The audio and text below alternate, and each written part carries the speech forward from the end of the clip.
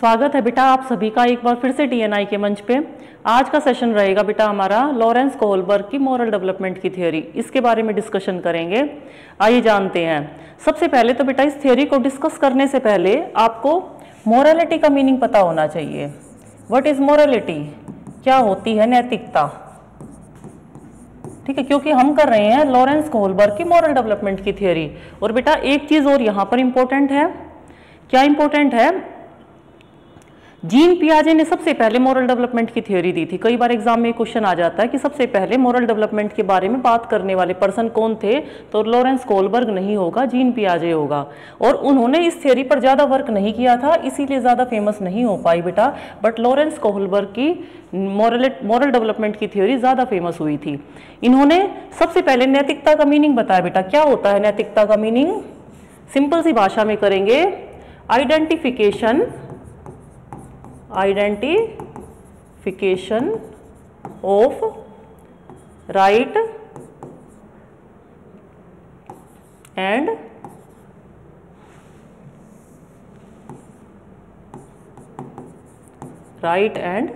Wrong, मतलब गलत और सही की पहचान, ये नैतिकता है। देखिए सभी के लिए गलत और सही के मायने अलग अलग होते हैं बेटा। हो सकता है मेरी नज़रों में जो चीज़ सही है और हो सकता है आपकी नज़रों में वही चीज़ गलत हो सकता है ऐसा। क्यों? क्योंकि सबकी मॉरलिटी अलग अलग होती है। तो ये लॉरेंस कोहलबर्ग थे, इन्होंने मॉरलिटी को इस तरीके से डिफाइन किया कि सभी की नैतिकता अलग अलग होती है। उसको स्टेज वाइज डिफाइन किया। स्टेज मतलब आयु के हिसाब से डिफाइन किया, जैसे कि जीन पियाजे ने कॉग्निशन के डेवलपमेंट की थ्योरी को किया था। इन्होंने क्या कहा? बच्चे का आयु के हिसाब से मॉरलिटी का लेवल होता है। मतलब जैसे बच्चे की आयु होगी वैसे उसकी नैतिकता होगी। और अलग अलग स्तर बताए इन्होंने, और अलग अलग स्तर पर नैतिकता अलग अलग होती है। इन्होंने ये बातें कही, तो इन्हीं चीज़ों को हम डिटेल में पढ़ेंगे बेटा। तो सबसे पहले जाना हमने नैतिकता का मीनिंग। इन्होंने दो शब्दों का और प्रयोग किया यहाँ पे। एक है बेटा मॉरल डिलेमा। ये क्या होता है? ये होता है बेटा नैतिक दुविधा। जब मान लीजिए कहीं पर भी किसी ऐसी सिचुएशन में फंस जाते हैं हम कि क्या करें क्या ना करें, तो जो ये दुविधा की स्थिति होती है इसको कहा जाता है डिलेमा। क्या करें क्या ना करें? हम एग्जाम देने के लिए जा रहे हैं, रास्ते में किसी का एक्सीडेंट हो गया, ठीक है, अब हम फंस गए। अगर हम उसको हॉस्पिटल लेकर जाएंगे तो हम एग्जाम देने के लिए लेट हो जाएंगे। अगर हॉस्पिटल नहीं लेकर गए तो हो सकता है उसकी जान चली जाए और उसके फैमिली मेंबर्स वहां पर इंतजार कर रहे होंगे। ये वाली फीलिंग भी आपको बिल्कुल अच्छी नहीं लग रही कि आप किसी की जान बचा सकते थे और आप नहीं बचा पाए। तो वहां पर आप एक ऐसी दुविधा में फंस जाते हो, अब मैं एग्जाम देने जाऊं या इसको हॉस्पिटल लेके जाऊं। तो इस टाइप की जो सिचुएशन होती है उसको बोला जाता है बेटा मॉरल डिलेमा। एक और यहाँ पर एक शब्द का और प्रयोग किया है इन्होंने, मॉरल रीजनिंग। ये वर्ड अक्सर एग्जाम में आ जाते हैं बेटा, ठीक है। ये क्या होता है? नैतिक तर्क। ये वो चीजें होती हैं, नैतिक तर्क वो होता है जिसके आधार पर इस दुविधा से निकलने के लिए राइट या रॉन्ग का डिसीजन लिया जाता है। ये तर्क डिसीजन यहीं लिया जाएगा बेटा। पर क्या बात है यहाँ कि जो हम तर्क देते हैं अपने आप को, जैसे मान लीजिए जिस बंदे का एक्सीडेंट हुआ था उसको हॉस्पिटल लेकर जाना है या नहीं लेकर जाना, ले जाने से पहले हम क्या करते हैं, एक रीजनिंग चलती है हमारे माइंड में। अगर मैं इसको हॉस्पिटल ले गया तो मैं एग्जाम में लेट हो जाऊंगा, मेरी तो जॉब का ही लास्ट चांस है, इतने सालों की मेहनत मेरी बर्बाद हो जाएगी, ठीक है। उसने अपने आप को एक तर्क दिए उस काम को करने से पहले। दूसरा पॉइंट क्या है बेटा इसमें? उसने कहा अगर मैं हॉस्पिटल नहीं लेकर जाऊंगा, ये अंदर ही अंदर बातें चली हुई हैं, किसी के साथ बातें नहीं हो रही। अगर मैं इस बंदे को हॉस्पिटल नहीं लेकर जाऊंगा तो इसकी फैमिली, इस अकेले की नहीं, इस फैमिली, इसकी पूरी फैमिली की जिंदगी बर्बाद हो जाएगी, क्योंकि पता नहीं कितने लोग इसके ऊपर डिपेंड होंगे, इसकी माँ वाइफ घर पर इंतजार कर रहे होंगे, बच्चे। इस तरीके की जो बातें होती हैं हमारे दिमाग में चलती हैं, ये सारी चीजें क्या है बेटा? नैतिक तर्क। जब यहाँ पर तर्क के आधार पर ही डिसीजन लिया जाता है, ठीक है, तो ये होता है नैतिक तर्क। तो पेपर में क्वेश्चन आ जाता है कि डिसीजन लिया जाता है वो किसके आधार पर लिया जाता है, तो वहां पर होगा मॉरल रीजनिंग। ऑप्शन में डाल देगा moral realism, morality, moral dilemma, moral reason, ठीक है। ये सारे ऑप्शन में और भी कई शब्द हो सकते हैं मिलते जुलते, तो आपको यहाँ देखना है जब डिसीजन लेने की बात आती है तो नैतिक तर्क के आधार पर डिसीजन लिया जाता है। डन। आई होप इतना कॉन्सेप्ट क्लियर हो गया होगा आपको। आगे हम चलते हैं बेटा, आगे बढ़ते हैं। इस थ्योरी को थोड़ा सा अच्छे से समझने के लिए चलिए पहले यही जान लेते हैं। इन्होंने क्या किया था बेटा, 3 लेवल में डिस्ट्रीब्यूट कर दिया था, डिवाइड कर दिया था कि बच्चे की नैतिकता का विकास कैसे होता है। जैसे कि जीन पियाजे ने कॉग्निशन के डेवलपमेंट की 4 स्टेजेस बताई थी, इन्होंने क्या किया, इन्होंने 6 स्टेजेस बताई हैं, 6, पर उससे पहले 3 लेवल में बांट दिया, थोड़ा सा कॉन्सेप्चुअल क्लियरिटी को और बढ़ाने के लिए। Level 1, level 2 and level 3, level 3, ठीक है। अगर हम यहां बात करें बेटा, हर एक लेवल में 2-2 स्टेजेस बताई, 2 स्टेजेस यहां बताई हैं इन्होंने, 2 यहां बताई हैं, 2 यहां बताई हैं। आज हम करेंगे जो लेवल 1 में इन्होंने स्टेजेस बताई हैं उसके बारे में डिस्कशन करेंगे। कौन कौन सी स्टेजेस बताई है? सबसे पहले तो बेटा आपको ये पता होना चाहिए, यहां पर लगभग जो बच्चे की एज होती है 4 से 10 साल होती है, ठीक है। कहीं पर यहां पर आपको 0 से 10 भी किसी किसी बुक में दिखाई दे सकता है, ठीक है। बात करते हैं यहां, मतलब प्राइमरी स्कूल के बच्चों की बात करते हैं। कई बार एग्जाम में क्वेश्चन आया भी हुआ है कि प्राइमरी स्कूल के बच्चों की मोरालिटी किस लेवल पर होती है, ठीक है, कैसी मोरालिटी होती है उनकी। एक स्टेटमेंट बेस्ड क्वेश्चन इस टाइप से आ भी जाता है। तो क्या है यहाँ, जैसे इन्होंने 2 लेवल में बांटा, तो जो इस लेवल में जैसे देखिए, एक तो 4 से अप्रोक्सीमेटली लगभग 7 साल तक का बच्चा है, या 6 का है, या 8 का है, जो भी है छोटा बच्चा, ठीक है, इसको 2 भागों में डिवाइड कर दिया। 2 स्टेजेस बताई। पहली स्टेज क्या है, पनिशमेंट एंड ओबीडियंस ओरिएंटेशन, मतलब आज्ञाकारिता एवं दंड अभिविन्यास। जब बच्चे थोड़े से मैच्योर होंगे, यही लेवल रहेगा, थोड़े से मैच्योर होंगे तो एक चीज और आ जाएगी यहां पर, इंस्ट्रूमेंटल एंड पर्पस ओरिएंटेशन, ठीक है। इस वाली स्टेज को टिट फॉर टैट वाली भी स्टेज बोला जाता है, और भी कई नाम होते हैं, उसके बारे में भी हम पढ़ेंगे। पर उसको पढ़ने से पहले थोड़ा सा जान लेते हैं पनिशमेंट एंड ओबीडियंस ओरिएंटेशन क्या होती है। इस लेवल के बच्चे, इस एज ग्रुप के बच्चे, उनकी बेटा अपनी कोई मोरालिटी खुद की नहीं होती, 0 मोरालिटी होती है, थोपी गई मोरालिटी होती है, इम्पोज्ड मोरालिटी होती है, ठीक है, एक्सटर्नल मोरालिटी होती है, बाहरी नैतिकता होती है। उनको नहीं पता क्या सही है क्या गलत है। जो लोगों ने, पेरेंट्स ने, टीचर्स ने जो भी रूल रेगुलेशन बनाए हैं, इनको इतना पता है, उनको बस फॉलो करना है, नहीं तो पनिशमेंट मिलेगी। केवल पनिशमेंट के डर से काम करते हैं वो, ठीक है। किसी के घर गए हैं, नमकीन बिस्किट रखी हुई है हमारे सामने, तो उनको ये पता है इस नमकीन बिस्किट को आपको अपने आप से हाथ नहीं लगाना, जब तक कोई सामने वाला बंदा आपको देगा नहीं।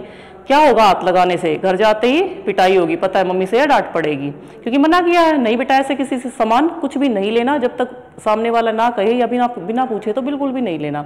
ये चीजें हम बच्चों को सिखाते हैं स्टार्टिंग से ही। तो ये क्या है, सजा के डर से बचने के लिए उसने नमकीन बिस्किट को हाथ नहीं लगाया। तो ये चीज है बेटा ओबीडियंस एंड पनिशमेंट ओरिएंटेशन। ये पहला है। जब बच्चे थोड़े से मैच्योर हो जाते हैं तो इन चीजों को समझने लग जाते हैं कि मेरे साथ जो जैसा व्यवहार करेगा उसके साथ भी मैं वैसा ही व्यवहार करूंगा। इसीलिए बोला जाता है इसको टिट फॉर टैट, जैसे को तैसा, ये अवस्था बोली जाती है। इंस्ट्रूमेंटल एंड पर्पस ओरिएंटेशन, यहाँ पर एक और चीज होती है, बच्चा किसी ना किसी पर्पस के लिए काम करता है, किसी ना किसी उद्देश्य के लिए काम करता है। जैसे 50 रुपए दे दो तब मैं मार्केट से सामान लेके आऊंगा, ठीक है। तो ये चीजें क्या होती हैं, इंस्ट्रूमेंटल एंड पर्पस ओरिएंटेशन। कोई ना कोई उद्देश्य होता है काम करने के लिए। आपके एग्जाम में जैसे स्टेटमेंट आती है तो आपको, जैसे एप्लीकेशन बेस्ड क्वेश्चन बोलते हैं जिसको, आपको समझना है इस चीज को कि सजा से डरने की बात कर रहा है तो लेवल 1 में स्टेज 1 की बात कर रहा है, और अगर किसी उद्देश्य की बात कर रहा है या किसी ने, सामने वाले ने मेरे साथ जैसा व्यवहार किया वैसा ही व्यवहार मैं करूंगा, इस टाइप से बात कर रहा है तो स्टेज 2 आ जाती है। जैसे करते हैं ना छोटे बच्चे, एक बच्चे ने दूसरे को थप्पड़ मार दिया, हम क्या करेंगे, हमने जिसको देख लिया उसी की तरफ हम दौड़ेंगे कि तुमने इसको क्यों मारा, ठीक है। उसी को पनिशमेंट देने के लिए हम उस टाइम पे बिल्कुल प्रिपेयर होंगे कि इसी को पनिशमेंट मिलनी चाहिए। हम करते हैं नॉर्मली बेटा, मान लीजिए 2 बच्चे हमारे सामने झगड़ रहे हैं, बट हमें उससे पहले वाली सिचुएशन का नहीं पता। जब हम बच्चे से बात करेंगे पता लगेगा बेटा आपने इसको क्यों मारा, तो वो बताएगा पहले इसने मुझे मारा था। फिर उससे पूछेंगे तो क्या कहेगा, इसने मेरी नोटबुक फाड़ी थी, ठीक है। फिर उससे पूछेंगे क्या कहेगा, इसने मुझे जीभ दिखाई थी, कुछ भी हो सकता है XYZ, मतलब बदला लेने की भावना होती है बच्चे में, ये वाली स्टेज होती है। आई होप बेटा क्लियर हो गया होगा। इसको थोड़ा सा डिटेल में जान लेते हैं, आगे बढ़ते हैं। आज हम लेवल 1 कंप्लीट करेंगे। लेवल 1 को कंप्लीट अच्छे से करने के बाद नेक्स्ट जो वीडियो रहेगी उसमें लेवल 2 और लेवल 3 करेंगे बेटा हम, ठीक है।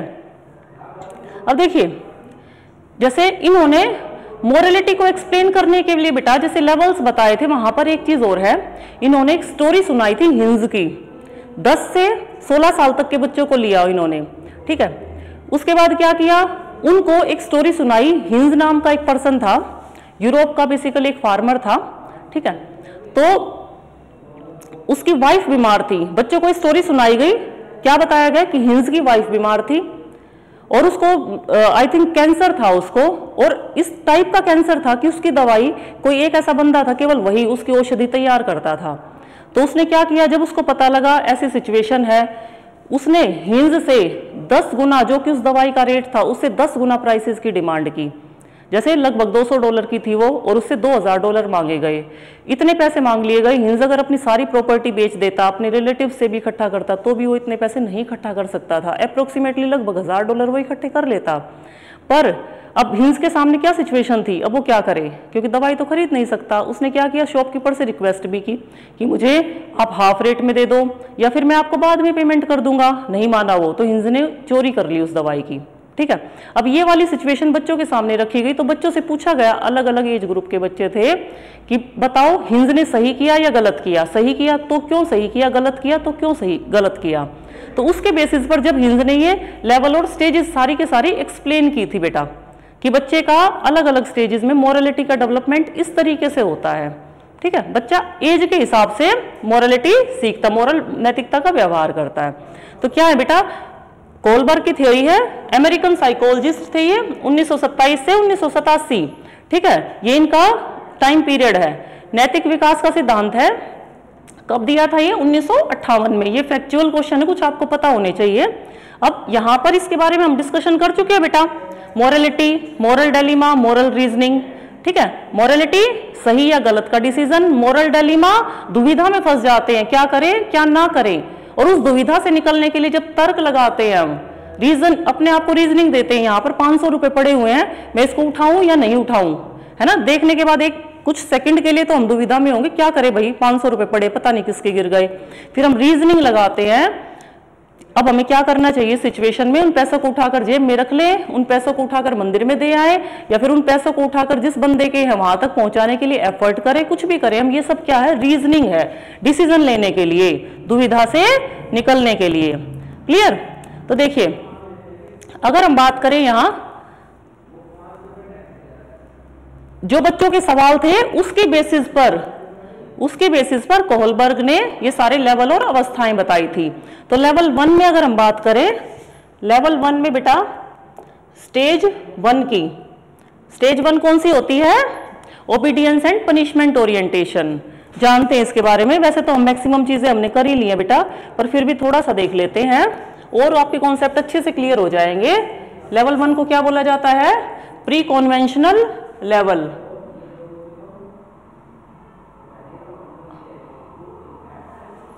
ठीक है। क्या बोला जाता है, प्री कॉन्वेंशनल लेवल। ये यहां कुछ टाइप हो गया, कोई बात नहीं, देख लेना, लेवल लिखा हुआ है इसके नीचे, ठीक है। इसको प्री मोरल लेवल भी बोला जाता है। एक ही नाम को 2-3 नामों से पुकारा जाता है, पेपर में कोई भी नाम आ सकता है, तो आपको वो नाम पता होने चाहिए बेटा। एक बार अगर आप उनको देख लोगे तो आप एग्जाम में बिल्कुल एकदम से आप ब्लैंक नहीं होगे कि ये नाम कहां से आ गया, ठीक है। अब देखिए, जैसे कि यहां पर बताया था मैंने आपको, कहीं पर आपको एज ग्रुप 4 से 10 साल दिखाई दे सकता है, ठीक है, और कहीं पर आपको 0 से 10 भी दिखाई दे सकता है बेटा। किसी बुक में एग्जाम में क्वेश्चन आएगा तो पर्टिकुलर किसी ना किसी की तरफ तो जाएगा, आपको पता लग जाएगा क्वेश्चन पढ़ने से, ठीक है, कि किस वाले ग्रुप के बारे में बात कर रहा है, तो उसके अकॉर्डिंग आप क्वेश्चन को सोल्व करेंगे। ये चीजें मैं इसीलिए बता रही हूं ताकि कोई चीज ऐसी आपको दिखाई देती है तो आपको कंफ्यूजन ना हो, ये कैसे हो गया, हमने तो ये पढ़ा ही नहीं था, ठीक है। तो इस स्टेज 1 को बेटा ओबीडियंस एंड पनिशमेंट ओरिएंटेशन या फिर प्री मोरल लेवल या फिर डिस्ट्रीब्यूटिव रियलिज्म बोला जाता है इसको। स्टेज 1 की कुछ कैरेक्टरिस्टिक्स हैं, देख लेते हैं हम यहाँ पे। कौन सी है बेटा, चाइल्ड ओबे पेरेंट्स या फिर टीचर्स, भाई पेरेंट्स बनाएगा या रूल, या फिर शिक्षक बनाएगा। स्कूल में होगा तो टीचर्स की बातें सुनेगा, उनकी सजा से के डर से बचने के लिए कोई भी काम करेगा, और घर पे होगा तो पेरेंट्स। जीरो मोरलिटी होती है, इम्पोज्ड मोरलिटी होती है, बच्चे की अपनी कोई नैतिकता नहीं होती, ठीक है, इस वाली स्टेज में। और एक्सटर्नल मोरलिटी होती है, बाहर वाले लोग डिसाइड करते हैं कि क्या सही है और क्या गलत है, बच्चे की अपनी मोरलिटी नहीं होती। यहाँ पर जीन पियाजे की थ्योरी की थी मॉरल डेवलपमेंट की, उसमें भी बेटा सेम लगभग इसी टाइप के पॉइंट है। क्यों? क्योंकि स्टेज तो वही है, एज तो वही है, उन्होंने भी तो एज और स्टेजेस की बात की है। उन्होंने हेटेरोनोमस और ऑटोनोमस मोरलिटी बताई है, ठीक है, और इन्होंने क्या किया, 3 लेवल बताए और 6 स्टेजेस बताई, ठीक है। थोड़ा सा स्टेज 2 के बारे में और देख लेते हैं बेटा। स्टेज 2 क्या है? स्टेज 2 में क्या है? यहां पर बच्चा अब थोड़ा सा मैच्योर हो गया, वो समझने लग गया कि अगर मैं कोई काम करूंगा तो उसके बदले में मुझे कुछ ना कुछ मिलना चाहिए, या किसी ने मेरे साथ गलत किया है तो मुझे उसके साथ गलत करना है, ठीक है। ये गलत की बात नहीं है, इसमें सही चीज भी आ जाती है। बच्चा क्या करेगा, जैसे घर आया, उसकी ज्योमेट्री में पेंसिल नहीं है, पूछा बच्चे से, पेरेंट्स ने कहाँ गई भाई, मैंने अपने फ्रेंड को दे दी। क्यों दे दी? उसने भी तो मुझे दी थी। शेयरिंग करते हैं ना, ये चीजें होती हैं, शेयरिंग करते हैं, इसीलिए स्टेज का नाम बेटा शेयरिंग या फिर रेसिप्रोसिटिविटी, पारस्परिकता चरण, या फिर barter stage, tit for tat, give and take, ये सारे नाम देखिए, एक्सचेंज स्टेज, ये जो मैंने अभी आपको एग्जांपल दिया था उससे आपको सारे नाम क्लियर हो गए होंगे, कोई रट्टा लगाने की जरूरत नहीं है, ठीक है। क्योंकि टिट फॉर टैट, जैसे को तैसा, बच्चे को कुछ ना कुछ चाहिए होता है, कोई ना कोई पर्पस होता है, इसीलिए इसको बोला जाता है इंस्ट्रूमेंटल एंड पर्पस ओरिएंटेशन, ठीक है। इसको एक व्यक्तिवाद और विनिमय भी बोला जाता है। पर्सनल रिवार्ड ओरिएंटेशन, किसी ना किसी रिवार्ड के लिए काम करता है, बच्चा चाहता है कोई भी अच्छा काम करे वो, तो उसके लिए उसको रिवॉर्ड भी मिले। जैसे पनिशमेंट तो इससे पीछे वाली स्टेज में हो ही रही थी, अब बच्चा सोचने लग जाता है अगर मैंने कोई अच्छा काम किया है मुझे भी लोग थैंक यू बोले, गुड वेरी गुड बोले, ठीक है। इससे आगे वाली स्टेज में ये गुड वेरी गुड वाला स्टेज, जो स्टेज नंबर 3 है, वहां पर पर्टिकुलरली यूज किया गया, पर यहाँ पर थोड़ा सा समझाने के लिए बता रही हूं मैं। बच्चा यहाँ पर अपने काम के लिए रिवॉर्ड चाहता है कि उसे कुछ मिले, ठीक है। जैसे मैंने आपको बताया ना कि 50 रुपीज दे दो तब मैं मार्केट से सामान लेकर आऊंगा, कुछ ना कुछ चाहिए उसको अच्छे कामों के लिए। अगर बुरे कामों के लिए पनिशमेंट मिल रही है तो अच्छे कामों के लिए उसको रिवॉर्ड मिलना चाहिए, ठीक है। इसीलिए इसको ये सारे नाम दिए गए हैं, और एग्जाम में कोई भी नाम आ सकता है। डन। एक पॉइंट है बेटा यहां पर इंपॉर्टेंट, कौन सा पॉइंट है? मोटिवेशन और कंट्रोल की बात करते हैं। क्या? मोटिवेशन मतलब प्रेरणा, मोरलिटी के बारे में, और कंट्रोल किसका होता है? किसका होता है भाई? दोनों के दोनों बाह्य होते हैं, एक्सटर्नल होते हैं। कंट्रोल भी बाहरी, बाहरी मतलब जैसे कौन हो गया? टीचर्स हैं या फिर पेरेंट्स हैं, किसी का भी, ठीक है। और मोटिवेशन भी क्यों? क्योंकि देखिए सजा से बचने के लिए काम किया बच्चे ने, दूसरे में कुछ ना कुछ रिवॉर्ड, पुरस्कार पाने के लिए काम किया बच्चे ने, है ना, किसी का बदला उतारने के लिए किया। तो ये सब क्या है? एक्सटर्नल है, दोनों की दोनों चीजें यहां पर एक्सटर्नल है, ठीक है बेटा। तो आज के लिए इतना ही, नेक्स्ट लेवल 2 और लेवल 3 करेंगे हम नेक्स्ट वीडियो में। तब तक के लिए बेटा नमस्कार सभी को।